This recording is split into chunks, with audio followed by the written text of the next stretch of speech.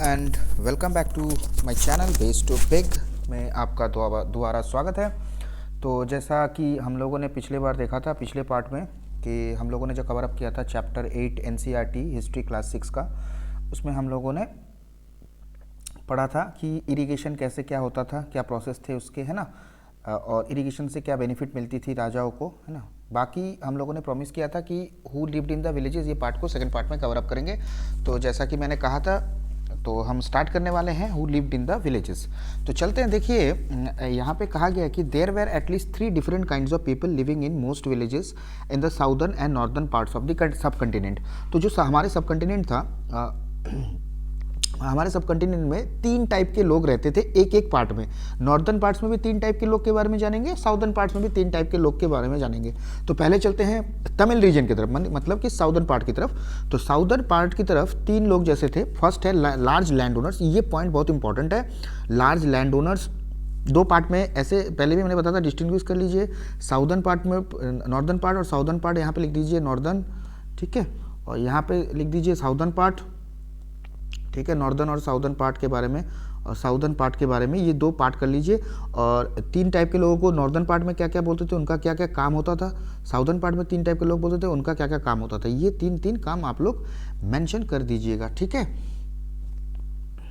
Okay, ठीक है। चलिए, तो फिर देखते हैं इस चीज़ को कि फर्स्ट में जो in Tamil region large land owners were known as Vellalar, ठीक है। जो लार्ज लैंड ओनर्स है, जिसके पास बहुत सारा ज़मीन है, उसको हम लोग बोलते थे वेललार, ठीक है। ऑर्डिनरी जो प्लाउमैन थे वेर नोन एज उजहवार, जो मतलब खेती बाड़ी करते थे उन्हें उजहवार बोलते थे।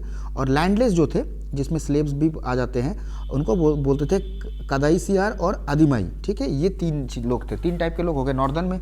अब आ जाएंगे हम लोग, 3 टाइप के लोग हो गए साउदर्न में। अब आ जाएंगे हम लोग नॉर्दर्न में, ठीक है, गलती माफ़ करिएगा।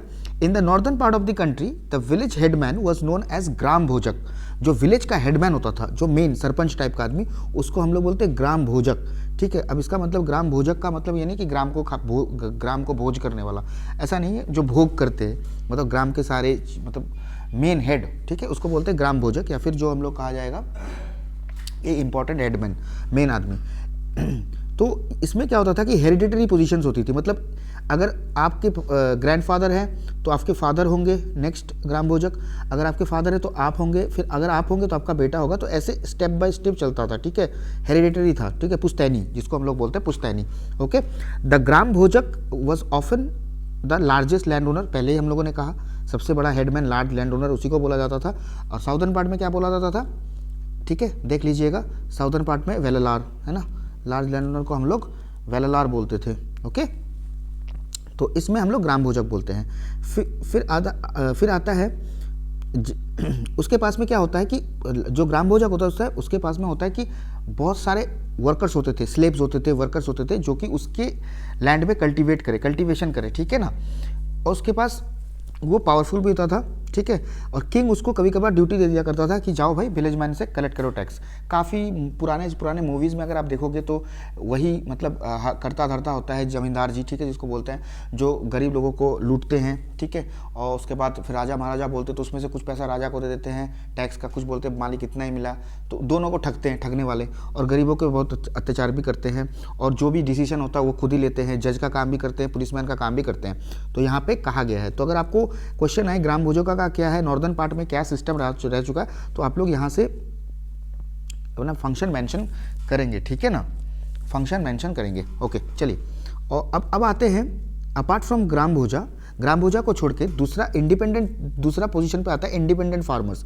मतलब वो किसी के अंडर में नहीं आएंगे, वो अपना खुद ही रहेंगे, खुद ही अपना लैंड होगा वही कल्टीवेट करेंगे। उनको हम बोलते हैं गृहपतिज, ठीक है। ज़्यादातर उसमें से क्या स्मॉल लैंड ओनर्स होते हैं, इतना बड़ा तो नहीं होगा। अगर इतना बड़ा होता तो ग्राम भोजक ही कहला जाता है ना। तो ग्राम भोजक से जो कम होता था, छोटे छोटे लैंड ओनर्स, उनको हम लोग बोलते हैं गृहपतिज। और लास्ट में होते थे, जैसे मैन और वुमेन इंक्लूड होंगे उसमें, मैन भी होते थे वुमेन भी होते थे, उसको हम लोग बोलते हैं दास दासी या फिर कर्मकार, ठीक है, जिसके पास कोई लैंड नहीं होता था, ठीक है। और इनको कमाई करने के लिए कि दूसरे के फील्ड में काम करना पड़ता था, ठीक है, दूसरे के फील्ड में काम करते थे। और कुछ विलेज में और भी लोग मिलते थे, जैसे ब्लैक स्मिथ मिल जाते थे, पॉटर, कारपेंटर, वीवर, है ना, ये सब मिल जाते थे। अब यहाँ पे एक चीज़ आप लोग देखना है, एक अर्लीस्ट तमिल कंपोजिशन के बारे में हम लोग थोड़ा सा जान लेते हैं इस बॉक्स में। ये इंपॉर्टेंट बॉक्स है, ठीक है। कुछ कुछ अर्लीस्ट वर्क्स है तमिल में जिसको हम लोग बोलते हैं संगम लिटरेचर, जो कि 2300 साल पहले बनाई गई थी। तो इसको संगम इसलिए कहा जाता है, ठीक है, क्योंकि ये कंपाइल्ड था, ठीक है, असेंबलीज मीन्स धीरे धीरे, मतलब पार्ट बाय पार्ट, जैसे हम लोग कवर अप कर रहे हैं इस ऐसे ही कंबाइन किया जाता था, मतलब इधर से थोड़ा सा उधर से थोड़ा सा ऐसे करके पार्ट किया जाता था, जो कि वेरियस पोइट्स थे, ठीक है, अलग अलग पोइट्स अलग अलग अपना देते थे, ऐसे फिर कंपोजिशन किया जाता था, ठीक, अलग अलग मतलब कुछ पोइट्स, किसी पोइट्स ने कुछ बोला, कुछ लिखा या फिर कुछ बोला, फिर उसको दूसरे पोइट ने उसके बारे में फिर कुछ बोला, फिर तीसरे पोइट ने उसने उसके बारे में कुछ बोला, तो इन सबको कंपाइल किया जाता था। तो इसी को बोलते हैं हम लोग संगम लिटरेचर, ठीक है। तो ये मदुराई में आपको, मदुराई सिटी में आपको मतलब उस समय पे होता था, ठीक है। तो चलेंगे, तो संगम, तो जो भी जितने भी तमिल टर्म्स हैं, जितने पहले हम लोग वेलालार जो है, उजाहवार, ये सब उसी में मेंशन थे, संगम लिटरेचर में मेंशन थे, वहीं से पिकअप किया गया था इन वर्ड्स को, ठीक है ना। तो ये मैप 105 नंबर पेज पे मैप देखने को मिलेगा, तो बाद में हम लोग देखेंगे मैप 7, या फिर आप लोग चाहे तो देख सकते हैं। ओके, चलते हैं। तो अभी आप लोग देखेंगे कि अब कुछ कुछ जो सिटीज़ के बारे में कुछ कुछ कैसे हम लोग को मालूम चला। कुछ तो सिटीज़ के बारे में हमको स्टोरीज से मालूम चली, कुछ ट्रैवलर्स के थ्रू से मालूम चली, कुछ स्कल्पचर के थ्रू से मालूम चली। मतलब स्कल्पचर मतलब आपको समझ में आ रहा होगा कि कुछ बनाया हुआ चीज़, स्टोन से या फिर किसी चीज़ से बनाया हुआ चीज़, ठीक है, और कुछ आर्कियोलॉजिकल फाइंडिंग से बनी हुई, ठीक है। तो आप लोगों ने जातक स्टोरी के बारे में सुना होगा, ठीक है, या फिर नहीं भी सुना हो तो बता दूँ। ये ऐसा स्टोरी है जो कि कंपोज किया गया था मोस्ट प्रोबेबली आपका ऑर्डिनरी पीपल के द्वारा, मतलब जो भी नॉर्मल लोग हैं, फिर उन्होंने और ये लिखा गया और रखा गया किसके द्वारा, बुद्धिस्ट मॉन्क्स के द्वारा इसको रखा गया। तो जातक स्टोरीज, ठीक है, पुराने ज़माने के लोग ऑर्डिनरी पीपल इसको मतलब कंपोज करते थे, कंपोज करते थे, और ऑर्डिनरी पीपल और जो लिखाई और जो प्रिजर्व करना, मतलब लिखने के बाद उसको रखना, वो काम बुद्धिस्ट मॉन्क्स का था, ठीक है। तो यहाँ पे एक जातक स्टोरी है नीचे में, तो यहाँ पे मैं स्टोरी की आपको मतलब मेन बता देता हूँ क्या स्टोरी पे कहा गया है, बाकी आप थोड़ा पढ़ लीजिएगा स्टोरी को, वरना वीडियो बहुत बड़ा हो जाएगा, ठीक है। तो यहाँ पे एक पोर मैन कैसे रिच बना, उसी के बारे में एक छोटी सी स्टोरी है, देखते हैं थोड़ा सा। देखिए, ये क्लेवर पोरमैन, यहाँ पे एक ऐसा होता है कि एक क्लेवर पोरमैन रहता था, ठीक है, सिटी में, और उसके पास एक ही चीज़ था, डेड रैट, मतलब मरा हुआ चूहा। तो वो बेचने के लिए चले गया कहाँ पे, एक होटल में, ठीक है, ताकि जो उनके पास में होटल में जो बिल्लियाँ हैं उनको खिलाने के लिए रैट का इस्तेमाल कर, तो वहाँ से बेच लिया। एक दिन क्या हुआ, स्टॉर्म आया राजा के गार्डन में, किंग के गार्डन में, पूरे पत्ते बिखर गए। तो फिर वो गार्डनर बहुत दुखी हो गया कि अरे यार, इतना मैंने किया फिर भी इतना लॉस हो गया, कैसे क्या होगा, ठीक है। तो जो यंग मैन था उसने बोला कि चलो ऐसा है कि अगर आप साफ कर लेते हैं तो वुड्स और लीव्स आपको मिल जाएंगे। गार्डनर को बोला, तो गार्डनर ने बोला ठीक है कर लेंगे, ठीक है। फिर गार्डनर ने क्या किया, कुछ बच्चे खेल रहे थे, उनको बोला कि भाई आ जाओ तुम लोग इस चीज़ को साफ कर दो मेरे लिए, तो मैं तुमको चॉकलेट दूंगा या फिर कर दूंगा। तो 2 मिनट में काम खत्म हो गया, ठीक है। तो इसके बाद में किंग का जो पॉटर था मतलब कुम्हार, उसको है ना, उसको जलाने के लिए सामान चाहिए थी ताकि वो पॉट बना सके। तो उसने उसको बोला कि क्या तुम मुझे ये दे दोगे, तो बोला कि ठीक है मिल जाएगा आपको। तो उस हिसाब से वो ले लिया, ठीक है। तो हमारे जो यंग मैन थे, फिर दोबारा यंग मैन ने क्या किया कि बोला कि चलो ठीक है, ऐसा है कि एक जार है ना सिटी गेट में ले गया, जहाँ पे उसने कुछ घास काटने वाले लोग थे, उनको पिलाया उसने। तो उन्होंने बहुत खुशी होगी उनको, तो उन्होंने बोला कि ठीक है आपको क्या चाहिए बताओ। तो उसने बोला मुझे अभी कुछ नहीं चाहिए, बाद में जब चाहिए होगा बताऊंगा।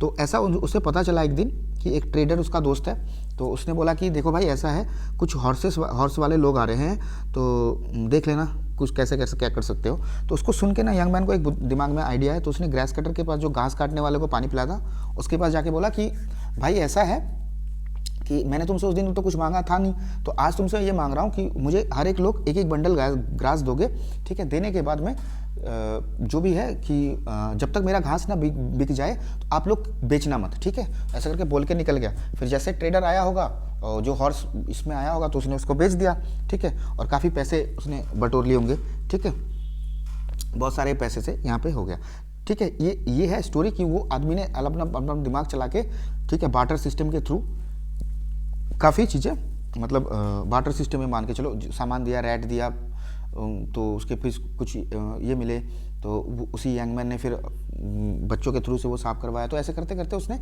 इंटरचेंज करते करते करते करते बिजनेस को आगे बढ़ाया और कुछ कॉइन कमाई कर लिए।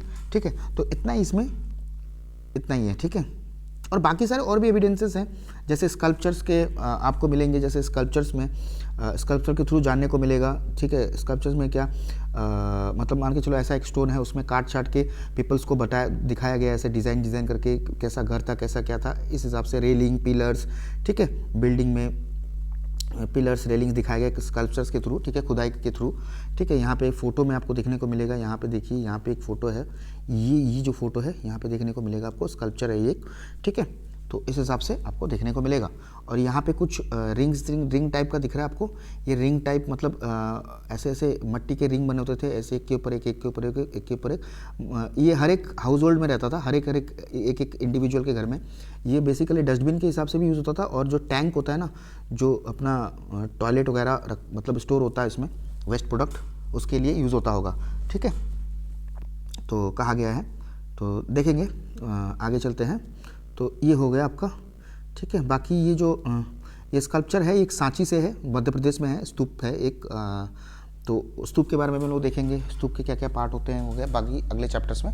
तो बाकी आप देख सकते हैं यहाँ पे, इस हिसाब से ये सिस्टम से, मतलब ऐसे ऐसे सिस्टम था। ठीक है, कि कैसे कि लोग सोते होंगे, कैसा बेड रहा होगा, ऐसे देख सकते हैं। पिक्चर को अच्छे से थ्रू से देखेंगे तो आपको पता चलेगा काफ़ी कुछ। ठीक है, बहुत सारे ऐसे सिटीज़ थे जो कि 2500 साल पहले की बात है, जो महाजनापदास के कैपिटल भी रह चुके हैं। महाजनापदास के बारे में आप लोगों ने पढ़ा था चैप्टर 5 में। ठीक है, कुछ कुछ सिटीज़ तो ऐसे भी थे कि जैसे कि समझ लो ये सिटी है, फोर्टिफिकेशन था, ऐसे वॉल लगा हुआ था ताकि बाहर से कोई ऐसे आपका हमला ना कर पाए। ठीक है, ऐसे जब बीच में सिटी है तो ऐसे ऐसे फोर्टिफिकेशन कर दिया गया था वॉल्स का। ओके, चलते हैं। तो जैसे कि मैंने बोला कि बहुत सारे सिटीज़ में आर्कोलॉजिस्ट ने भी बहुत सारे पॉट्स पाए रोज़ में। ठीक है, सेरामिक रिंग्स में, जैसे कि पहले वाला इमेज दिखाया मैंने, ऐसे ऐसे काफ़ी आर्कोलॉजिस्ट ने पाया कि ऐसे रिंग्स ऑफ, ठीक है, पॉट्स है कंटिन्यूअस रो में, सेरामिक रिंग्स है एक के बाद एक। ठीक है ना, ठीक है, तो ये गार्बेज डंप या फिर इंडिविजुअल हाउसेज में ड्रेन्स का इस्तेमाल, या फिर मतलब दूसरे भी चीज़ को रखने के काम में, मतलब जैसे कि वेस्ट प्रोडक्ट हो गया आपका, वो रखने के काम में आता था। ठीक है ना, तो ये पार्ट में यही कहा गया है। तो हमारे पास में मार्केट या फिर राजप्रसाद जो भी था, राजा जहाँ पर रहता था, या फिर ऑर्डिनरी लोगों के जो होम है, उसके बारे में मिला नहीं, पर आर्कियोलॉजिस्ट ढूंढ रहे हैं। बाकी तो चीज़ें जो थी वुड से बनी होती थी, मड ब्रिक से बनी होती थी, घास होता है, या फिर बाकी जो मतलब जो धान के चीज़ें हैं उनसे बनी होती थी, वो तो अभी रहेंगे नहीं, क्योंकि तो डिकम्पोज जल्दी हो जाते हैं, पता ही आपको है ना, बारिश आएगी तो मिट्टी के तो धुल ही जाएंगे कंटिन्यूअस। तो और भी कुछ अकाउंट्स, मतलब और भी कुछ फाइंडिंग्स थे अर्ली सिटीज़ के बारे में, जो सेलर्स लोग और ट्रैवलर्स लोग जो आते थे, वो विजिट करने के बाद लिखते थे या फिर बोलते थे। ठीक है, कुछ ऐसे ग्रीक सेलर थे, एक ऐसा ग्रीक सेलर था जिन्होंने काफ़ी बताया था, और एक पोर्ट के बारे में, मतलब अभी काफ़ी सारे पोर्ट्स के बारे में उन्होंने बताया था। ठीक है, उन्होंने यहाँ पे देखेंगे उन्होंने क्या बताया था, बहरूच के बारे में। बहरूच अभी गुजरात में है। उन्होंने बोला कि देखिए कि जो गल्फ था बरूच का, बहुत ही नैरो था, मतलब जैसे ये समुंदर है, ये समुद्र है। ठीक है, अब ये जो गल्फ है, मतलब एक सिटी में समझ लीजिए ये सिटी है, ये आपका सिटी हो गया। ठीक है, ये आपका सी हो गया। ठीक है, और ये जो पैसेज है, यहाँ से यहाँ पे ट्रेड करने आएंगे ना, तो यहाँ पे रख के तो पैदल आएंगे नहीं। ठीक है, ये थ्रू से आएंगे, तो ये बहुत ही नैरो था, ये जो गल्फ था ये बहुत ही नैरो था, बहुत ही मतलब लगा हुआ था, एकदम चिपका हुआ था।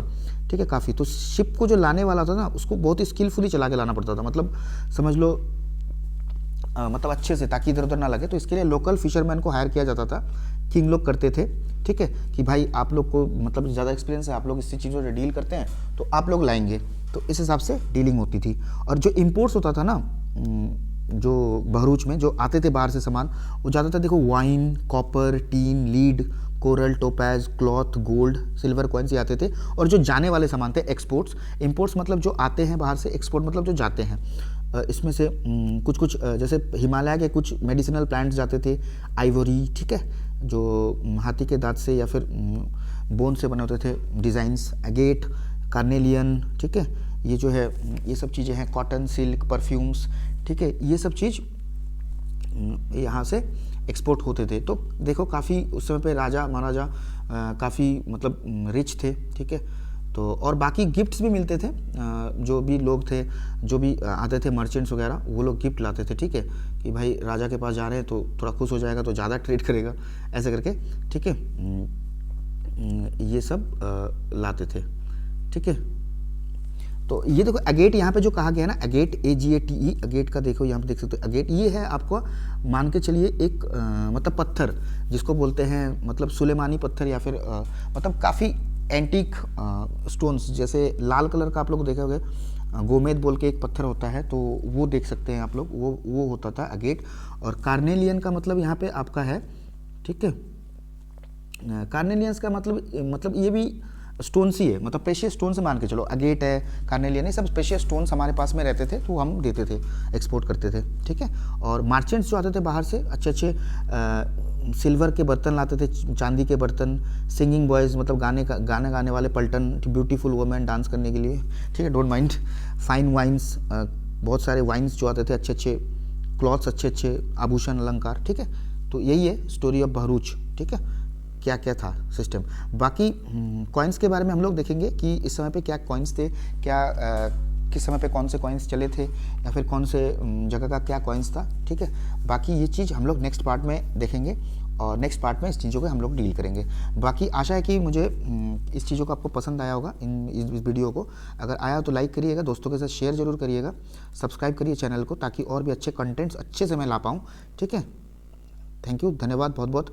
और हाँ, एक चीज़ आप लोग देखिएगा कि सिटी के बारे में जो अगर कुछ आप लोग को कोई क्वेश्चन आता है कि जैसे सिटी को डिस्क्राइब करिए, तो इस पार्ट से आपको सिटी के बारे में डिस्क्राइब करने को मिल जाएगा, यहाँ से देख लीजिएगा सिटी के बारे में, ठीक है। हाँ जी, इस जगह से आप लोग देख लीजिएगा सिटी के बारे में। हाँ, यहाँ से देख लीजिएगा कि कहाँ से किस किस चीज़ों से स्कल्पचर, ट्रैवलर्स, उसके बाद आपका जो भी है मर्चेंट्स, इन लोगों से जानने को मिला था, और क्या क्या था सिटी के बारे में, पूरा ये पार्ट में आपको डिस्क्राइब है, किस चीज़ से बना होता था, ठीक है। ये चीज़ से ये वाला पार्ट आपको मेंशन हो जाएगा। बाकी चीज़ जो भी आपको इंपॉर्टेंट लगता है इसी बीच में मैंने बता दिया, कुछ बाकी चीज़ें पॉइंट आउट कर लीजिए, एक बार पढ़ जरूर लीजिएगा ताकि आपको और क्लैरिटी मिल जाए। बाकी कोई भी क्वेश्चन हो कमेंट बॉक्स में छोड़ दीजिए, I will deal with that. Thank you so much, have a nice day. मिलते हैं अगले पार्ट में, और आपका दिन शुभ रहे। जय हिंद।